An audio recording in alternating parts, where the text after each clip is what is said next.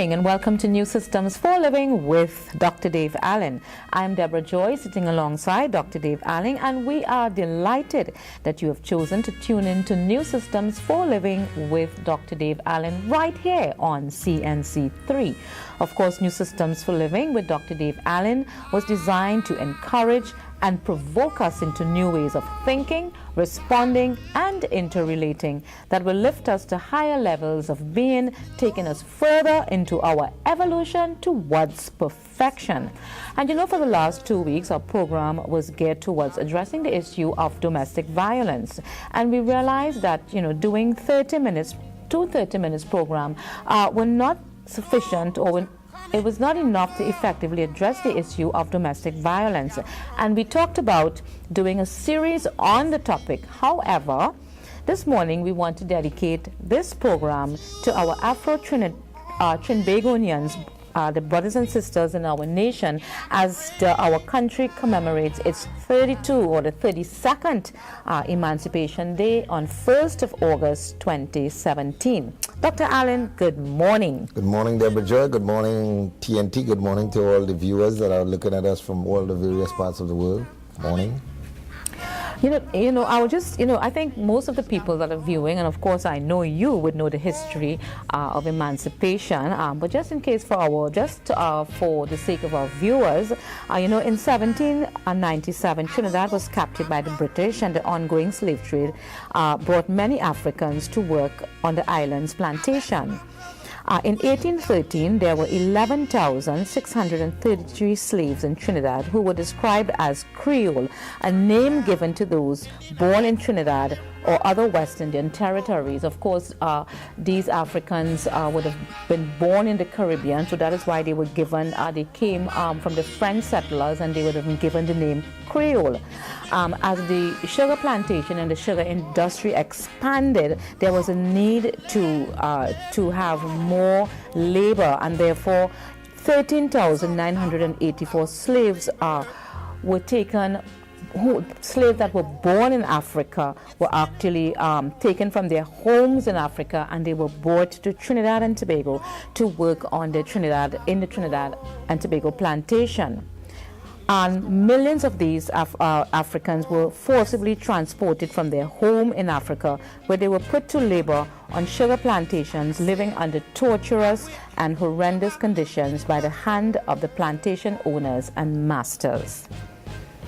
It has been 183 years since the abolition of slavery. This means, and I would think that perhaps maybe 4 and 5 generations of Africans who were not slaves themselves, but of course came from ancestors who were slaves. Dr. Allen, do you think that even though they were not slaves themselves, that the psychological effects of slavery is still embedded in their mentality, and do they truly understand what it means to be emancipated? Well, Ms. Joy, it's a very important topic, that we have chosen today to dedicate New Systems for Living with Dr. Dave Allen to Emancipation Day, African Emancipation Day. It's very important, because we always try to talk to different people, different culture, try to educate the population as to not only where we came from, but where we're going. And Marcus Garvey said it, that a people without a sense of their history is like a tree without roots. Mm-hmm. And that's a very profound statement. If we do not know where we came from, therefore we will be disoriented, we will be confused. Right. And in the sight of true information, misinformation can come in. And misinformation is what is happening, and misinformation is creating a culture today that is defeating us. So therefore, we need to understand that slavery did not begin with the African slave trade, the transatlantic. Mm-hmm. Slavery was a part of the human race from the beginning of time. And it continued. It was a part of what we call the economics of history. And it's still a part of the economic system. Because slavery is still existing today. Very much alive. In fact, just in 1960, it had certain countries like Algeria and different parts of the world abolished slavery. And in 1988, 1988, slavery was still existing, and slavery is still existing in other parts of the world. Slavery has taken on a new form called human trafficking. Human trafficking. And it's part of our economical system. It has nothing to do with race prejudice. It has nothing to do, I mean, there are leaders. There are leaders who would like us to think so, for whatever their reason.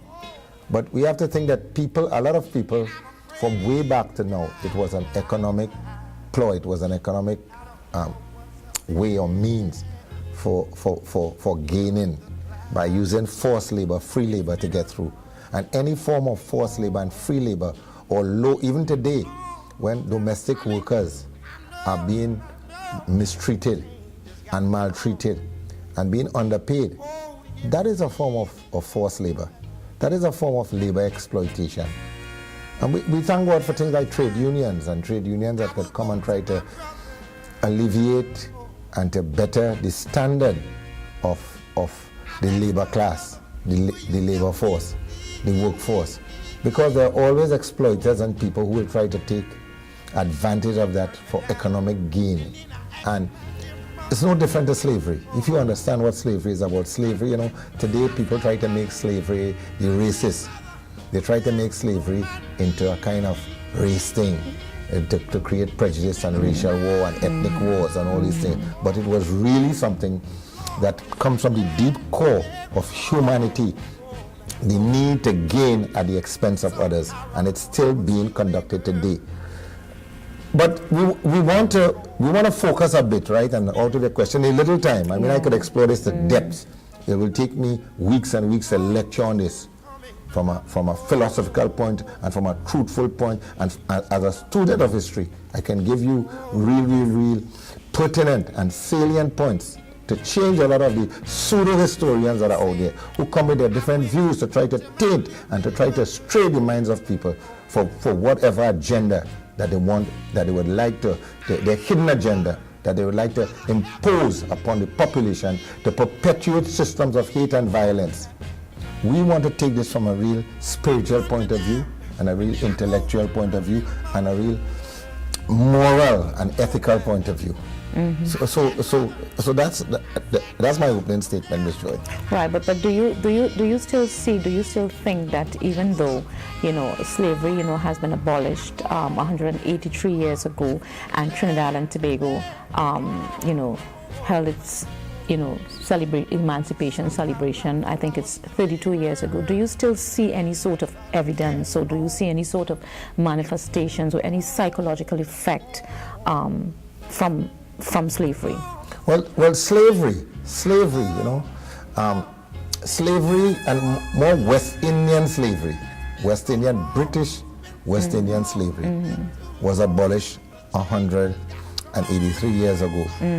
Other type, French slavery, there are other nations, there are other European nations that had slaves, the Spaniards, different people.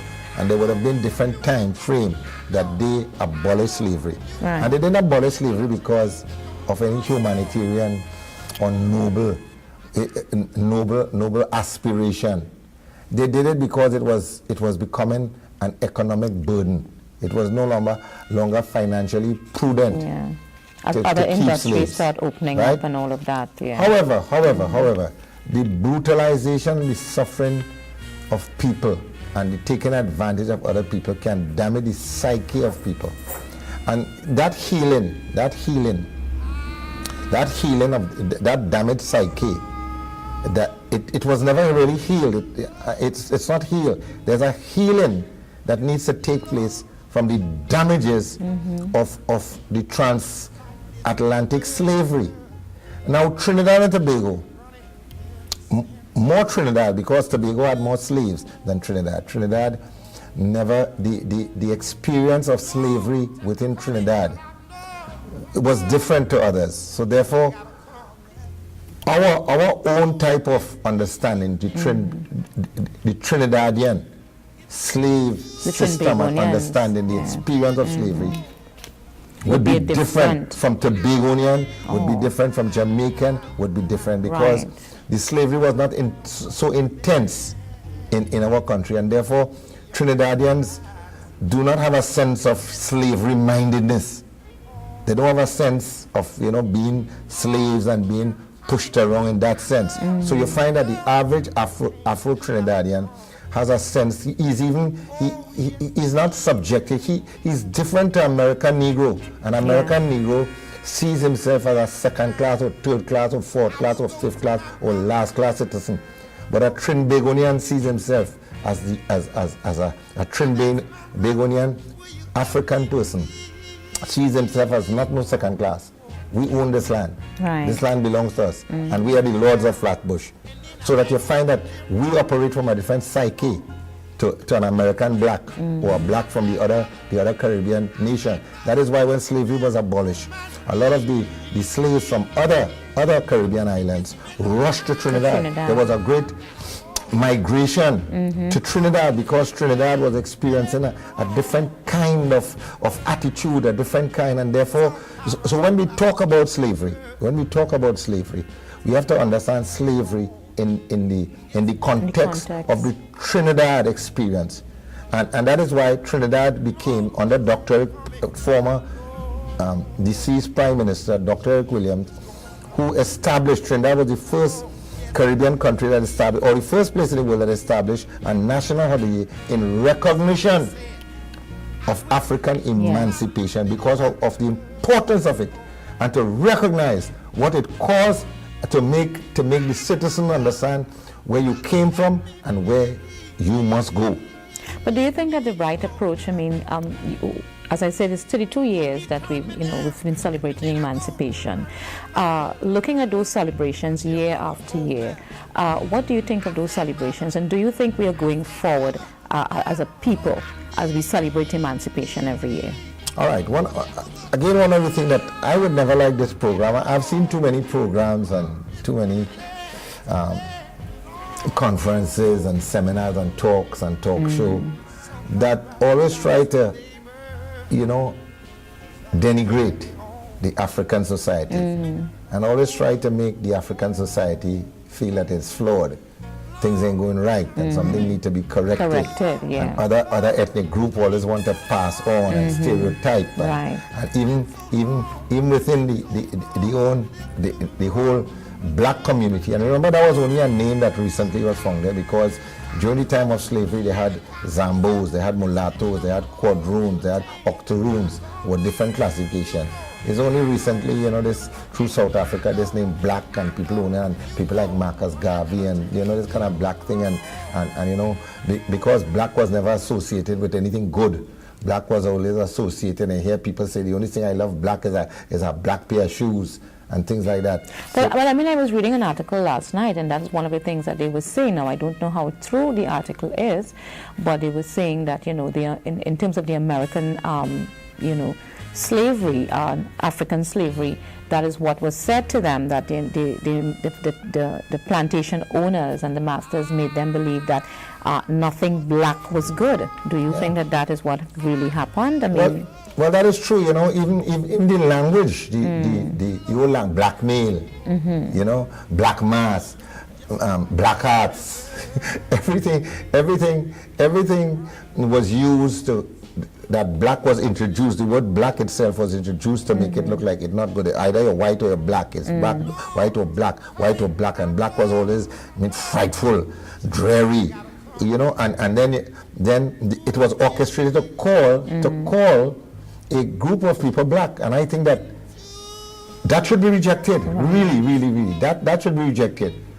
That kind of association with negative things that are being used by other groups, other ethnic groups, to belittle and degrade, and even within the own black experience to demean yourself and to always see yourself in a way that is meant to be seen, so that you could never evolve from that.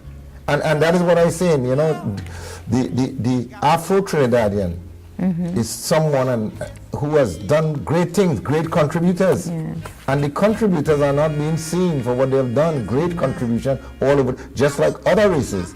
As remember I say, we have to walk hand in hand with everyone. And it's not to be demean or not allow people to stereotype you, and you live up to that stereotype. It is time to, Farrakhan said something that was so important. He said, Howard University was you know, one of their mandates was never to teach black the science of business. Let them get an MBAs, let them get a BS, let them get all these things, right, so that they could work for people. All about business to work for people, but never own their own businesses. And today you see, if you look at picket lines and you look at the OWTU, the labor movement in Trinidad, is a whole set of black people always marching and protesting. Against who? Against who? You're protesting against landowners, against business owners. The time has come for you to understand the science of business and get into business and have other people marching, not you. Right, and that was my question. Do you think that they understand? Do you think they understand truly what does it mean to be emancipated? Do you think that they truly understand that?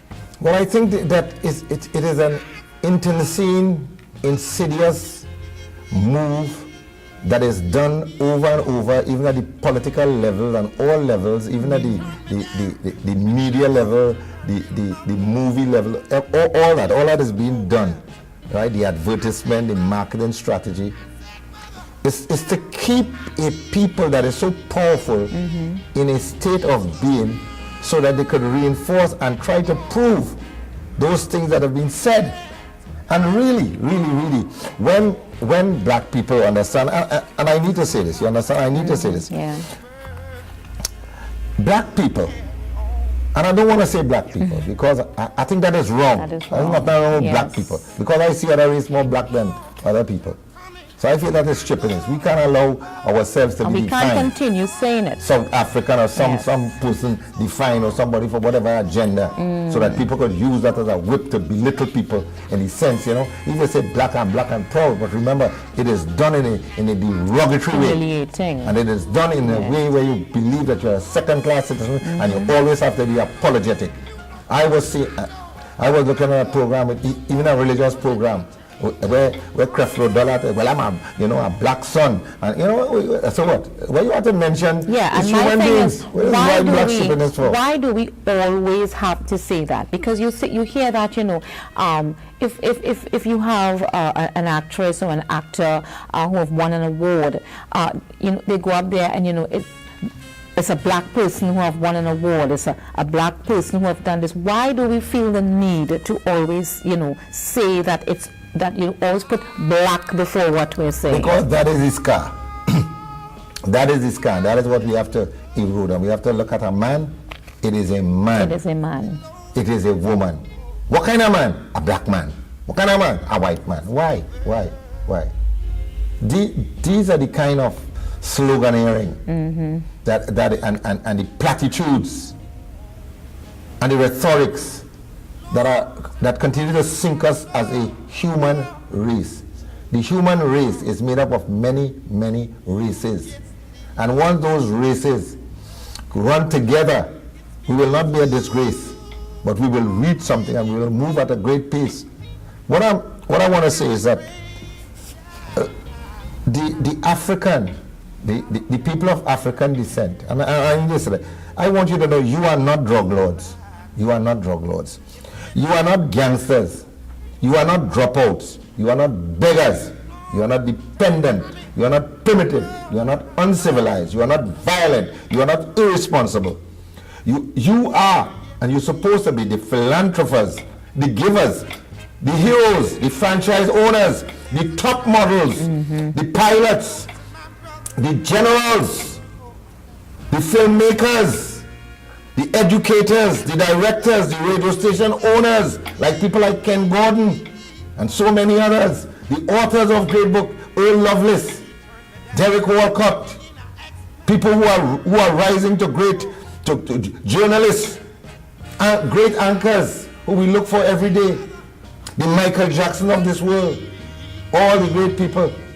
The Marshall Montano. The Marshall Montano, those who are using their ability to advance and further the cause The of Paul life. Keynes Douglas. The Paul King Douglas. We could keep on. The Janelle Penny Commission, Wendy the Hazel Fitzwilliam. Crawford, the Otto Bolden. So many, right? The Wendy Fitzwilliams, the Giselle Laurent, the Nicole Dyer Griffith. There's so many. I mean, the CLR James. So many.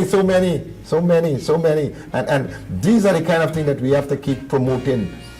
Promoting. The Ellie Manette, the man with the hammer. There are lots of people. Bugsy Sharp. We shouldn't allow. This is time now. Own businesses. Learn the science of business. Not just to go and get an MBA, to go and work for a company, and when they call you a director or they call you a manager, oh, you feel proud. You feel proud because they give you a BMW, a black man wagon.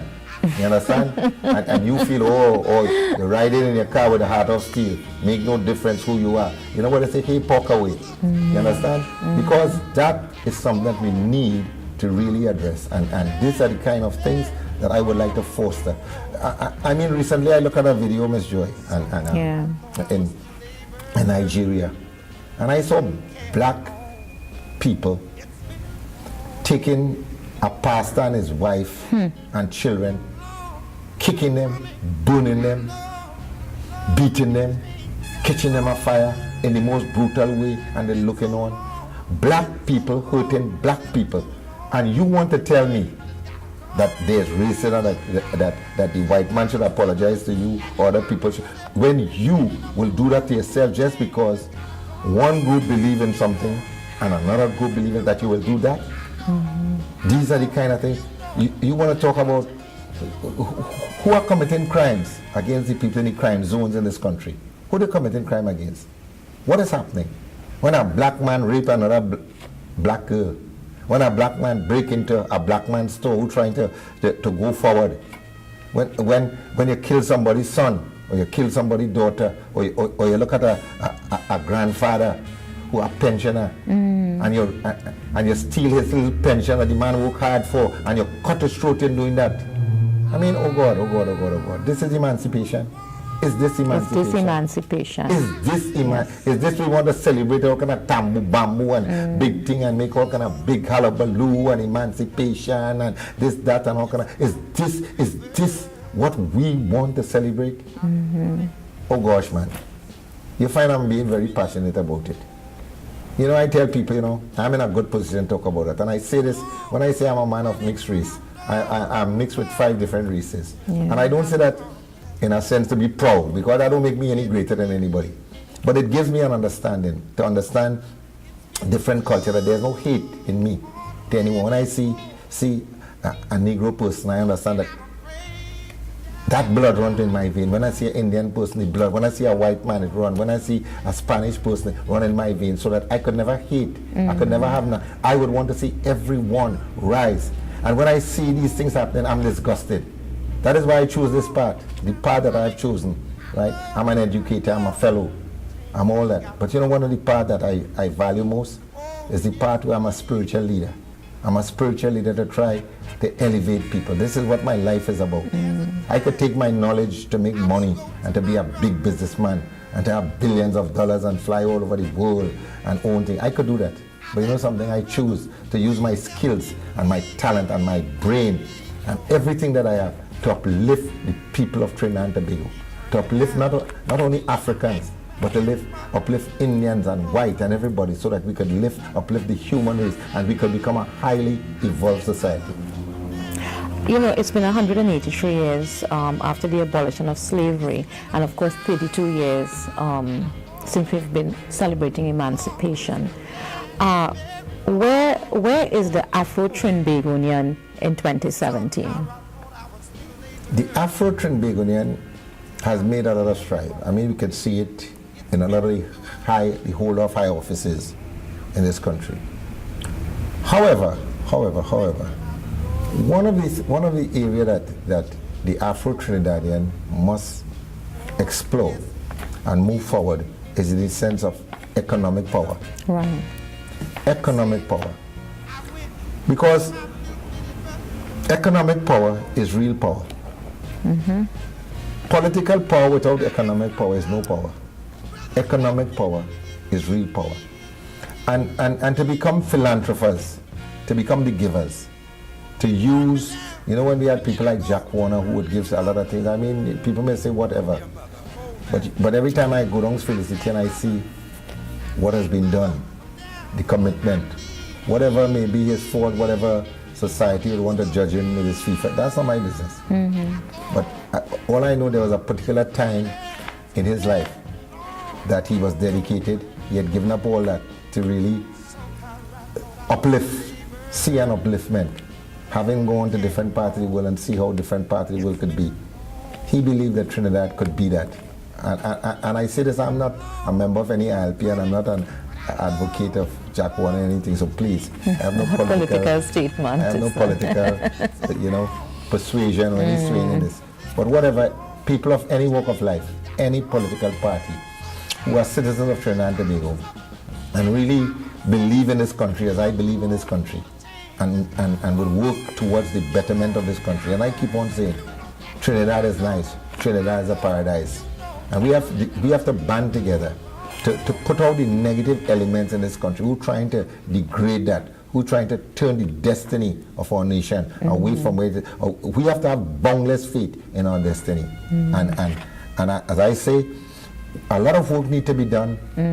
Black leaders need to come up with a different cosmopolitan mind in this. Right, and that's my next question in a little time that we have, because when we did a program in commemoration of Indian Arrival Day, I asked you this question, and I'm going to ask you it again because, of course, it's emancipation, and you always talk about a third culture, having a third culture in Trinidad and Tobago. What message do you have for the Afro-Trinbagonian in light of you wanting to see a third culture in Trinidad and Tobago? Well, the time is coming more and more for this third culture. We have seen the failure, and this country keep going back and forward. And there's no real change, because what we actually been seeing for so many years is exchange. Not all changes are really changes. Some are just exchange, right? And you exchange your vest for jockey shorts. You exchange the jockey shorts for a vest or for a prisoner. So and they call it change.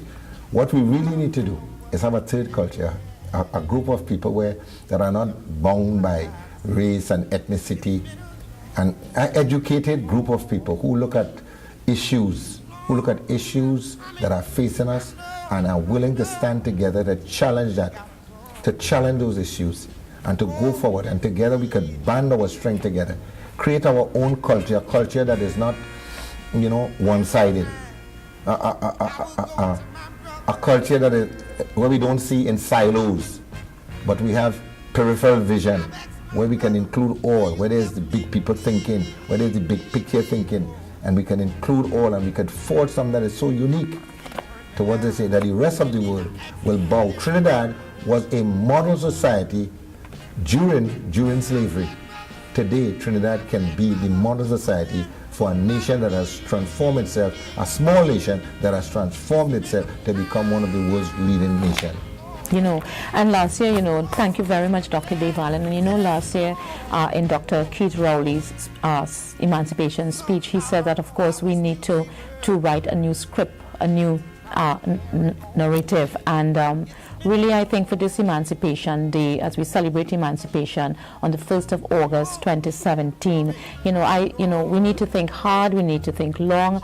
We don't want to continue to have celebrations that take us back 183 years ago, but we want to write a new narrative, we want to write a new script so that we can evolve in our thinking, that we can become better people in Trinidad and Tobago. As Dr. Allen says, we need to become the entrepreneurs, the business people, and we need to build our lives, and we need to build society and build a greater Trinidad and Tobago. So on behalf of Dr. Dave Allen and the whole Flaming Word Cathedral, we want to take this opportunity to wish all the people in Trinidad and Tobago happy Emancipation Day, and we want to say thank you for tuning in to New Systems for Living with Dr. Dave Allen. I am Deborah Joy saying God bless you, and God bless Trinidad and Tobago.